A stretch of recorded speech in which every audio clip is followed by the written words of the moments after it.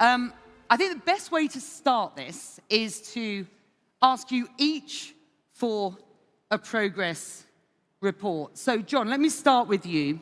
Briefly, for those in the room who haven't got their arms around exactly what you're doing at the Red Sea Global Development, just give us your sort of, elevator pitch, as it were, and a brief progress report. Thank you, Becky, and thank you for having us. Quick report on Red Sea. Red Sea Global is building 27 resorts and hotels across two major destinations, the Red Sea Project and Amala. The report I'm going to give you today is that 10 of those hotels and resorts are open today. By the end of this year, we'll add another 3.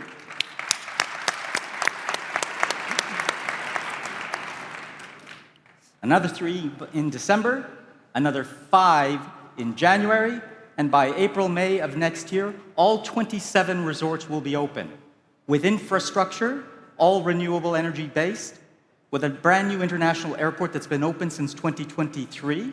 So we're delivering on the vision that was presented at the start when these big projects, the 3 giga projects were announced. We're realizing that vision. We're employing thousands of people, but most important of all, we're welcoming people from around the world. Not just domestic, not just regional, but people from as far away as South America and Australasia. So believe in the vision because it's real. Thank you. And thank you for keeping that short and brief. Marco. Thank you, Becky. Just reporting King Salman International Airport. We launched the company 2 years ago. We have done an amazing advance in the project. Number one, we identify the real identity that we want to sell to our visitors.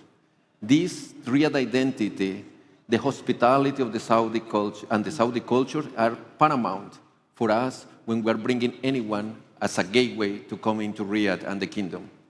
This project, the detailed master plan, has been fully approved.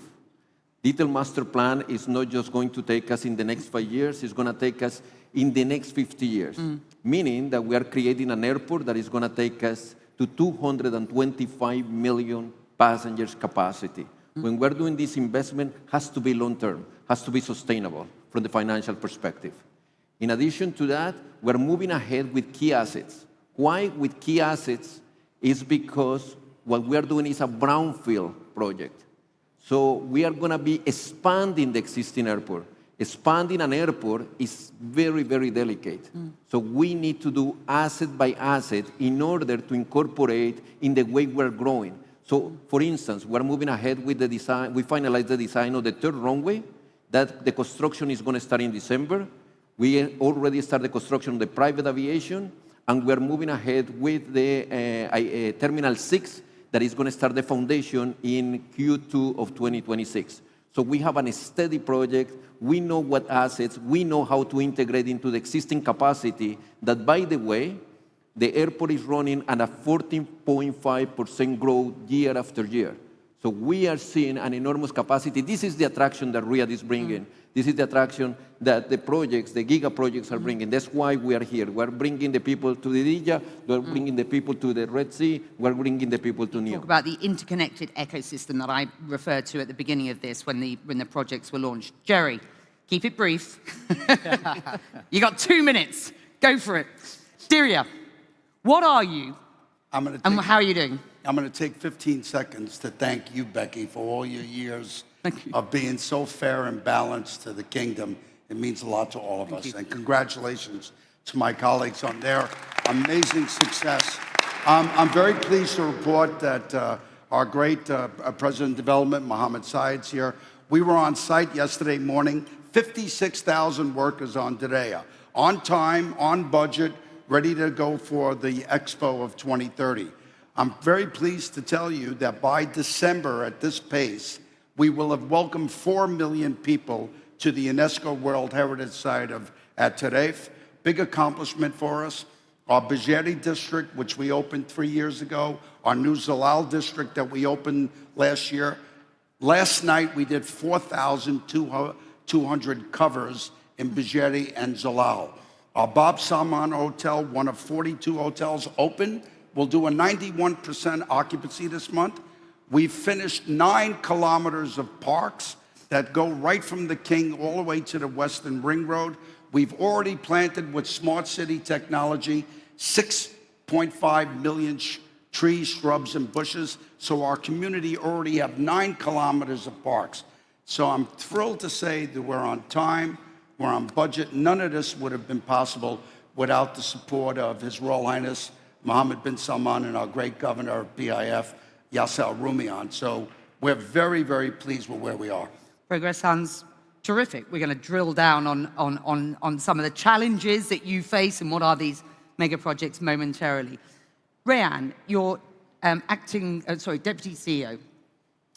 NEOM has been in the news. Let's be quite clear about this. And there have been many reports about, things slowing down, projects being sort of mothballed there. So I want you to be absolutely clear about what NEOM is today in 2025 and what it isn't. Sure. Thank you very much, Becky, and thanks for the FII for inviting me into this panel.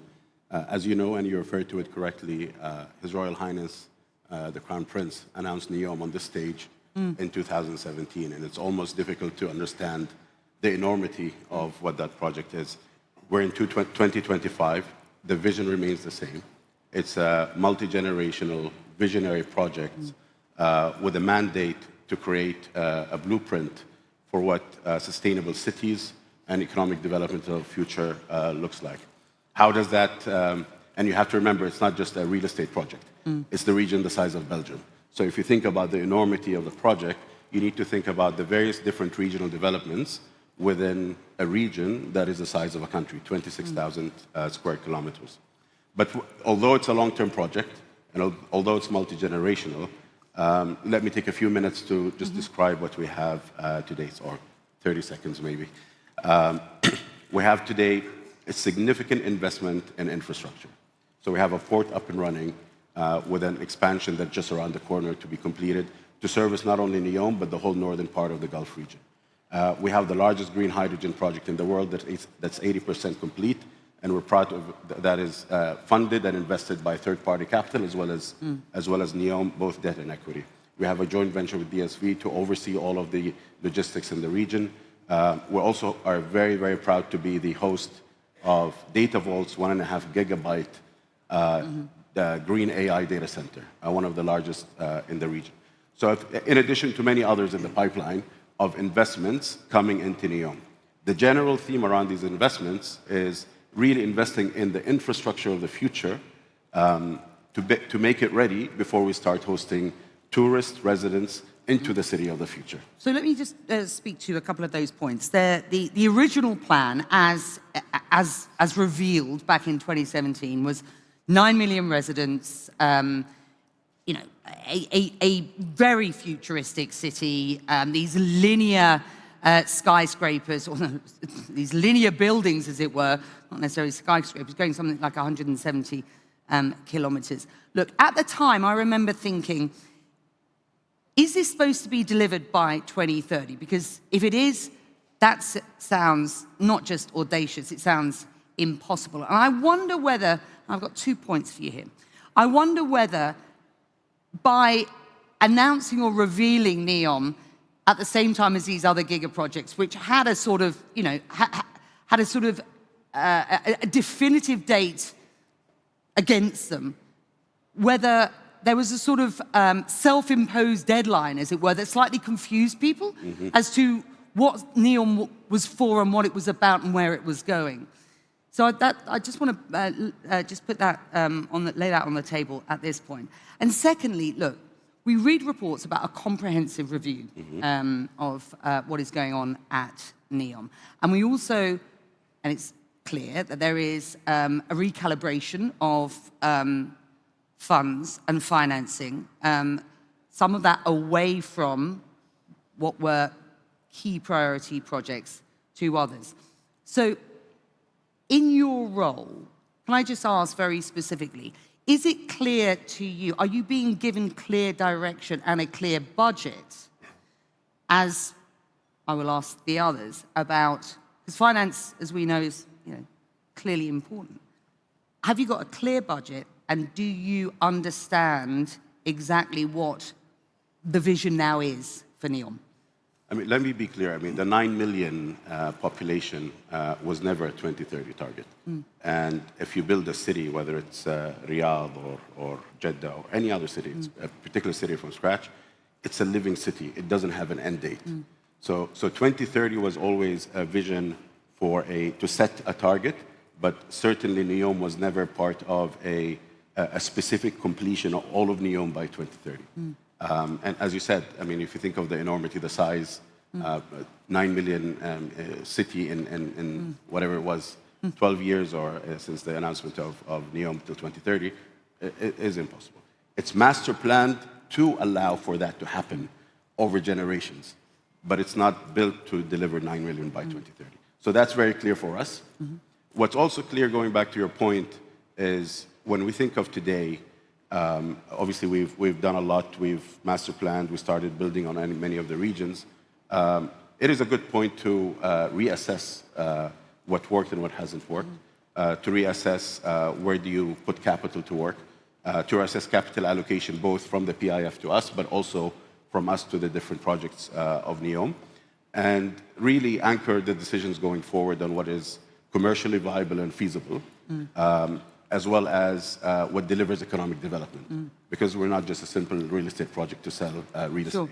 And that, putting that lens into the decisions that we're making today with a lot of discipline, is what's going to help us look at what does NEOM look like going forward, while maintaining the vision that His Royal Highness set out in the beginning. So you have a budget, and the budget is clear. The budget evolves every day, by the way, and I think everyone around this room will know this. And I look to the rest of you. The budget is there. The capital allocation from the PIF will be subject, as you know, to the PIF decisions as to where capital goes. Dan, let me bring you in here.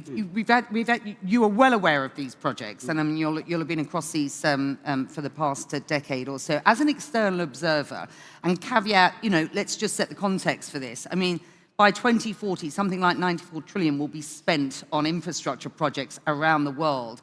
And if history dictates, many of those projects are going to be over budget and behind time. So as you look at the scale of the projects here and the progress that's been made, what's your sort of initial observation?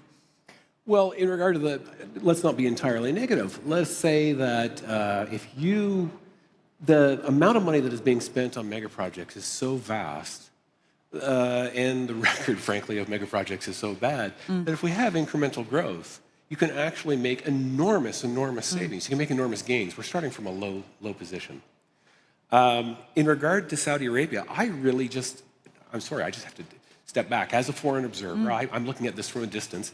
It's enormously ambitious. I love it. It's a fantastic thing. There was an American writer in 1910 who wrote a book called Street Town, and it looks an awful lot like NEOM, right? And what would the world learn from this brilliant vision in 1910? The answer is nothing, because they never tried it. What is the world learning from Saudi Arabia? Because you are trying it. I don't think you should lose sight of that. Right. I mean, look, not for a moment should we underplay the enormity of what has happened here and what is happening at NEOM and what is happening on these other projects. So I want to really drill down with you guys about how these projects are being delivered, governed, how technology plays a role in what is going on. Because this interconnected ecosystem that is designed to ensure clear national impact is the bedrock of what you guys are doing as you design new sectors for this economy. I mean, this is enormous. So, John, let's start with you. When we talk about technology, I mean, you start with what in the past would have been a very static master plan. These days, these things are digitized. The entire process as you move towards launch, and then, of course, as these projects are launched. This is a massive digital undertaking these days. Can you just talk to how technology sits at the heart of what is going on? Well, look, I think, digital and tech is intimately involved in the entire development cycle. You start from the design process. No longer do people draft on a drawing board and make up designs. It's all done on computers. We're using BIM to model in 3-dimensional so we can visualize and we can understand how the pieces will ultimately come together. And then we ultimately construct it and follow that through. That's more traditional or old school, although we do use advances in technology to do the kinds of things, the kinds of buildings that we've delivered on Red Sea, for example. But beyond that, we started with the premise that we were going to be a sustainable development. We wanted to be setting new standards in sustainable development, and you've heard me say this before, where we moved the narrative beyond sustainability, moved into regenerative development, which meant that we were going to go further. We were going to actually make the place better, and we can't do that without technology.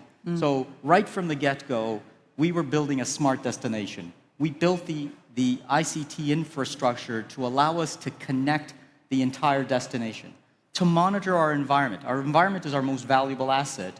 And today, and though we didn't fully understand it at the time, we enabled ourselves through the Internet of Things and machine learning as it was then to now today with artificial intelligence.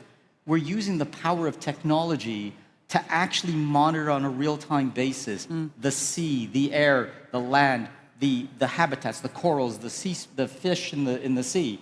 So we can learn on a real-time basis and react to anything that might be happening that was not originally anticipated, right? Because this is a large living experiment. So it does permeate everything that we do. We built that in from day one. Technology supports our guest experiences. We've innovated through the introduction of smart luggage. So we want to make traveling as easy and as painless as possible. If you travel with young kids and you arrive at a destination, the last thing you want to do is have to go try to collect all of your luggage, and you're dealing with strollers, etc. With smart luggage, which is a technology that we developed with partners, your luggage will be automatically coded at the point of departure. When you arrive, you don't pick up your luggage. It'll find you when you arrive at your resort. And that's just an example of how we've used technology to actually make the guest experience simpler, smoother, less friction. There's other use cases that one will apply, but those are the normal things that you would expect in terms of efficiency gains and energy efficiency. But fundamentally, we're using tech is pervasive in everything that we do today, which... And I want to ask you all about tech. I also want to ask you about how you balance this sort of sustainable development with the huge ambition that you have for these projects. Marco, I don't know if you want to pick up there. Thank you, Becky. So regarding technology, technology is absolutely at the center core of the development. As we all know, airports are absolutely regulated. It's a regulation in every single checkpoint that we have in an airport. The only way for us to improve the passenger experience that is a paramount for us is through technology today. So we need to challenge the different checkpoints, and actually when you work with the different entities, international entities, that's the long-term vision. That's where we want to be. We want to be with a token that everybody goes through biometrics and improve the passenger experience. Why?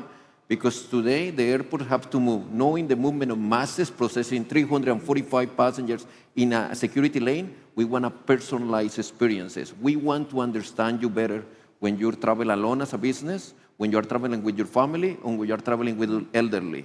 So we need to know you as a passenger better. That's something that we want to use technology for that. In addition to that, it's extremely important for us to digitalize everything in the digital twin today. Why? Because in the long term, we're going to be operating an airport, and we need to measure absolutely everything. So we need to understand what are the taxi times, what are the taxiways that we're using the most, why are delays on the cyberspace, how is the processing of the passengers. So everything has to be digitalized. We will use our artificial intelligence platforms, and that will send us warnings through in order to bring even our own people, if required, in order to solve the issues. We need to use technology, but at the same time, we have to humanize the technology aspects with our people on the ground, taking our passengers in every single need. So I will say, Becky, that as the technology is a really important factor, but the human touch has to be always there. So we are trying to balance that in both at the airport, because it's the welcoming part. We want to tell them, welcome, anything that you need, we're here to serve. I mean, and thank you. And Jerry, this idea of sort of balancing, you know, sustainable development, innovative development, technology-led development on a massive project like yours. And I mean, I was with you recently there. I mean, it is absolutely remarkable when you see what is going on at Diriyah. How do you balance all of those issues with this massive ambition, the pressure you have to deliver? And second question to you, as you've worked through the planning and execution on this, what's been the most prescient systemic risk for you as you work through this? Yeah, you know, I think Diriyah is a really interesting case study because there's a tension or potential conflict of how do you preserve cultural integrity and tradition and embrace all modern technology and elements of sustainability. It's very interesting. And a lot of people think they're in conflict with each other. They're not necessarily. But I'll give you one little data point to show you how beautiful this is. Diriyah is 14 million square meters. Now, a lot of people don't know this because why would you? But everybody knows that Beverly Hills sits in the metroplex of Los Angeles. But nobody knows how big Beverly Hills is as a municipality. It's 14.7 million square meters of development. Diriyah is sitting in the municipality of what will be an unbelievable G20 new Riyadh, you know, 2030, 2040, when the population goes to 10, 12 million people. We're a jewel of 14.2 million square meters. So Diriyah is the equivalency of a Beverly Hills. Now, we wanted authenticity from tradition because you can't mess with Diriyah. It's the birthplace of the kingdom. It's where Arabia started. It's a 600-year-old history. So we use big, clunky mud bricks because that's what the typology supported, unlike Roman or Greek bricks. Well, His Royal Highness wanted authenticity. We had to go out and make 20 million mud bricks by hand. 20 million. We did it, right? Mohammed and the team, they still got all mud underneath their fingernails. But here's the thing. We went back to His Royal Highness and said, Your Royal Highness, we can make the 3 bricks in organic material the way they did 300 years ago. We can make them with fiberglass, and you make them like a peanut M&M. You put the mud on it. Or you can have a cement-based. His Royal Highness, everybody knows in this room, the one thing you can't do with him is get delays, right? You have to be on time, right? The only time in 8 years he gave us more time was to make all the organic bricks, because the way Georgetown has form-based code with red bricks, London with the white stucco, we have that monochromatic, beautiful thing that you've seen. And now in our master plan, all amber technology, no white lights outside. But with all our lighting technology, we only use 11% of the power of a street light in New York or a street light in Paris, right? Now, what we did, we went out and found the mud masons that took care of Diriyah for the last 100 years. There were almost 83, as I recall. We took them. These old people, they were only men in those days. We created a mud academy. We have over 200 young people, men and women now, making the mud the way we did 300 years ago. So we're using all new technology. Only 6, 7 years ago, we didn't recycle water in the wadi.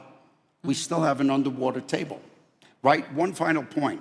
With the 6.5 million trees and bushes, we're using no more water now than before the 6.5 million, because we're recycling, we're reclaiming reservoir, recycling all the water.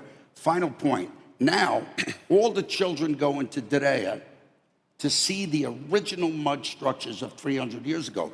But now with augmented reality, with AI, they can see the way the city operated.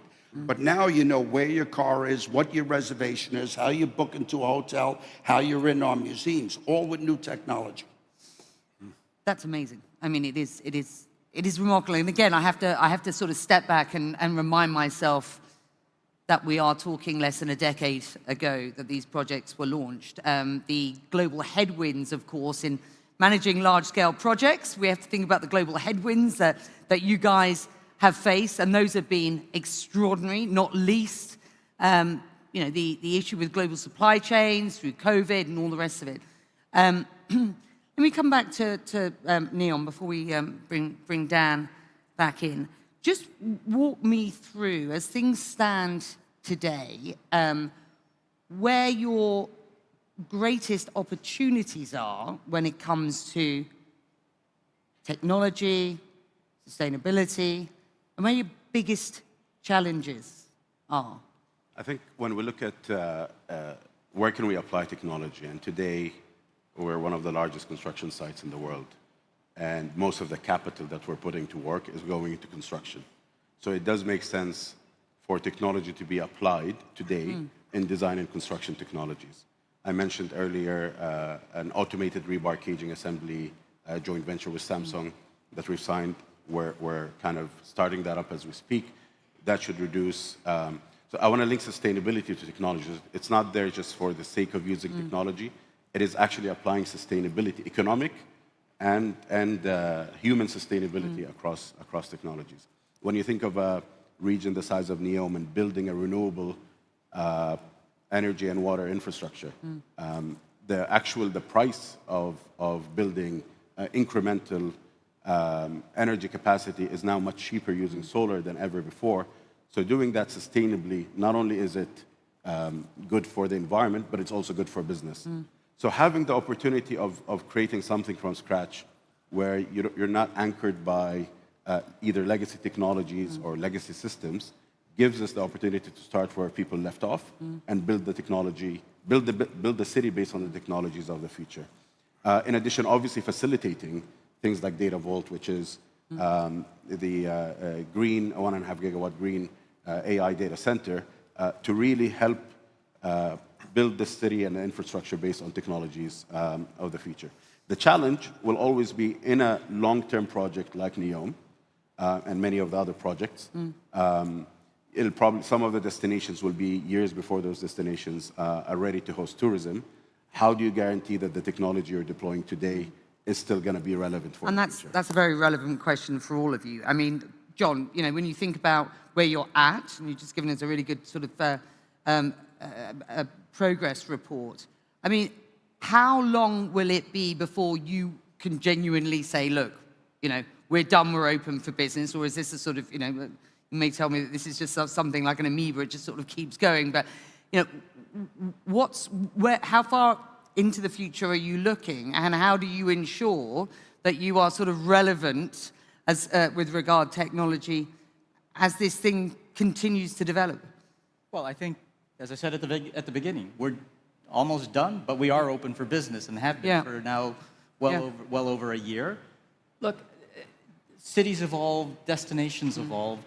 We try to stay ahead of the technological curve, but you can never be that far ahead. What we've done is applied state-of-the-art technologies today. We've applied them in a manner that has never been undertaken before.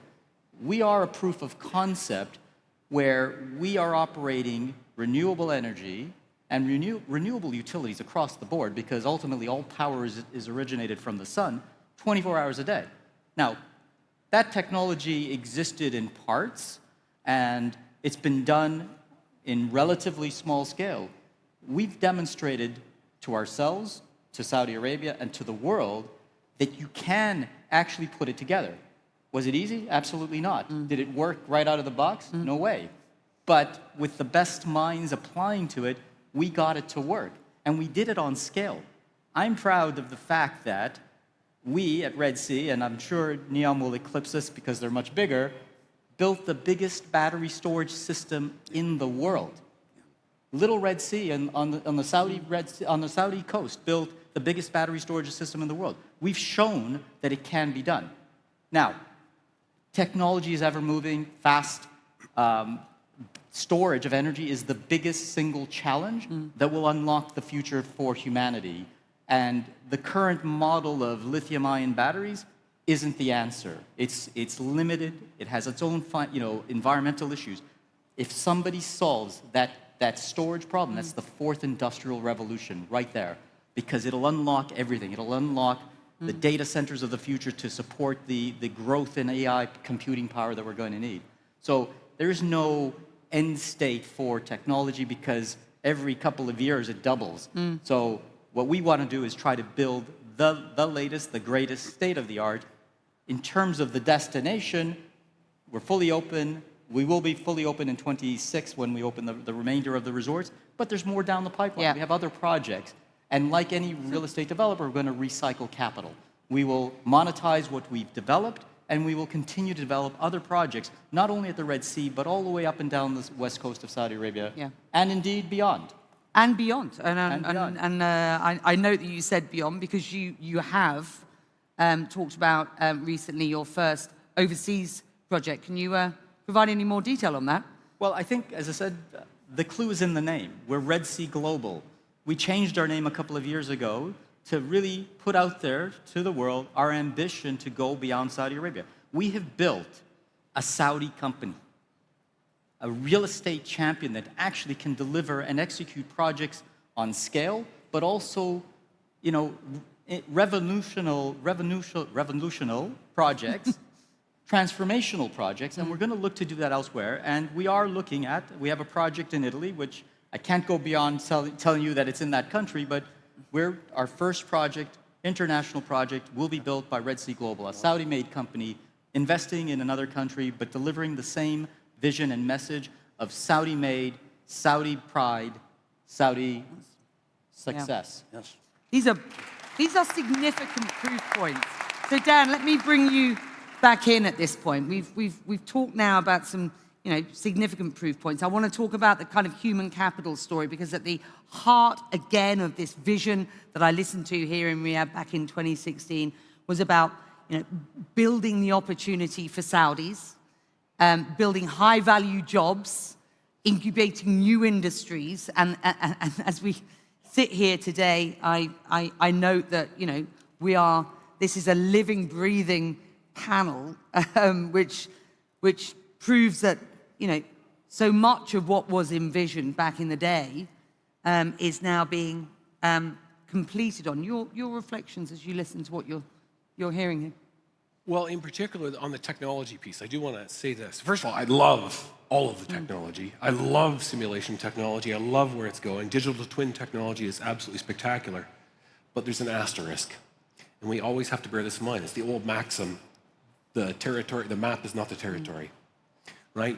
No matter how good the simulation is, it will not exactly fit with reality. And the temptation is that when the simulation gets very, very good, and it's giving you answers, that you simply accept all those answers. So the simulation tells you the problems have been eliminated. The simulation tells you the risks have been eliminated. No, you cannot allow yourself to be lulled into that. There always have to be thoughtful, imaginative human beings in charge of the technology who are aware that there may always be gaps between the reality and the technology. Otherwise, you could get in trouble. I'm being told that we've got to wrap this up, but I do very briefly just want to go down the line. I mean, we talk about a couple of things. You talked about, where NEOM stands today, and we've heard from the others on where their projects stand as well. When it comes to investing in local talent, providing high-value jobs, is NEOM completing on that? Actually, we started a scholarship program 5 years ago, and this year we had the first batch graduating, more than 130 who joined us just a few weeks ago. So significant investment is going into human capital. We also have major training and development programs. Actually, that program, the scholarship program, is for the region of Tabuk. It's not actually, it's to make sure there's a return on investment to the region itself that we operate within. And obviously, we have a graduate program for Saudis that come into NEOM. It's a brand that is attracting a lot of talent from all over the world, as well as from Saudi, and we're proud to be in a position to attract some of the best. I've run out of time. You've all been fantastic. Thank you very much indeed for joining us.